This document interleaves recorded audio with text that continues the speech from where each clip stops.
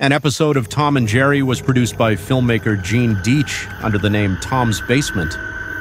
However, after reviewing the footage, he felt that the quality was too bad and the sound was unclear, so he decided to cancel it.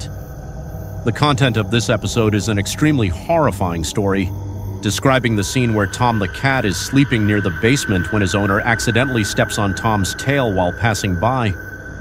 The owner suddenly becomes furious and forbids Tom from going near that place again.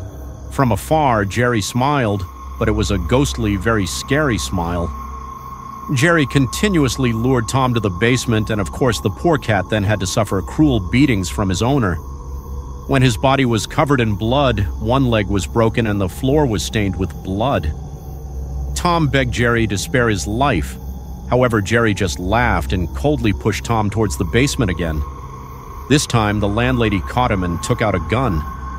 The sound was really terrifying. Tom was moaning, the landlady was screaming, and Jerry was laughing wildly. A knife was thrown at Tom and the cat caught it, stabbing the owner. The two animals dragged the body down to the basement, where a horrifying scene appeared. Corpses were strewn everywhere, the screen was covered in red, and somewhere in the distance a haunting piano sound continued to play. Tom was no longer scared, he was calm as if nothing had happened and celebrated with Jerry. While Tom was devouring the chicken leg, Jerry's smile appeared again. He killed Tom with a knife on the dining table, muttering, "Don't you believe it?"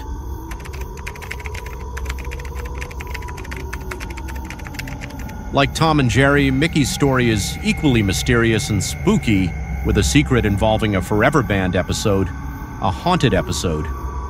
At first glance, the black and white episode looks very ordinary.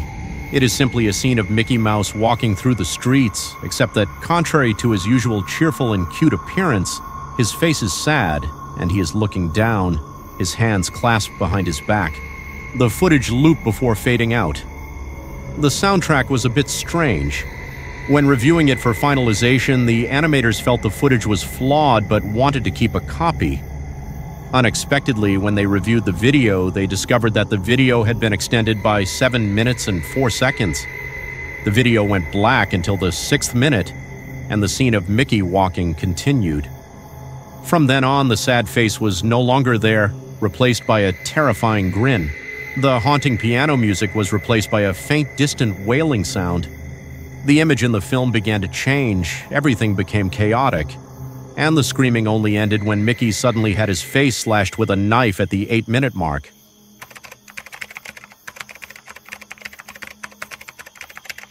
Many people speculate that this animated film is based on a true story, even though it is very cruel and not as beautiful as in the movie. Linda Flynn is Candace and Phineas' mother who decided to remarry Lawrence Fletcher. He also has a son named Ferb. Phineas and Ferb are the same age, so they soon became close friends. Candace really loves her 2 younger brothers, even though they have mischievous moments. She felt warm when she was with her 2 brothers and this happy little family until the day Phineas and Ferb died in a traffic accident. It was a truth too hard to accept. Candace believed that the 2 boys were still alive and imagined the games they used to play. The disease got worse and worse, and her mother never believed what she told her about her 2 younger siblings. After being diagnosed with schizophrenia, she was prescribed sedatives by the doctor but overdosed, becoming paranoid and crazy, which is why the undercover agent Perry appeared, when in fact Perry was her family's dog. The treatment failed and Candace was left in the hospital by her parents for the rest of her life.